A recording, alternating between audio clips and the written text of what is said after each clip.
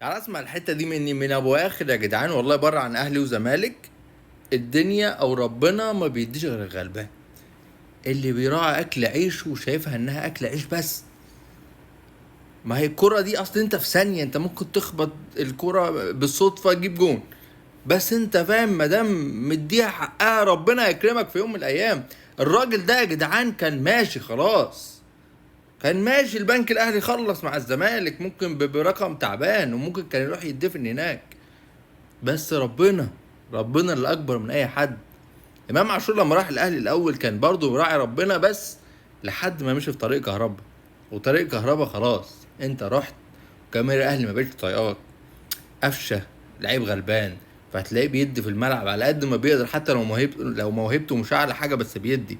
مؤمن زكريا الله يشفيه، محمد شريف، الناس دي، عمرو زكي قبل كده، مصطفى محمد، باسم مرسي في الاول.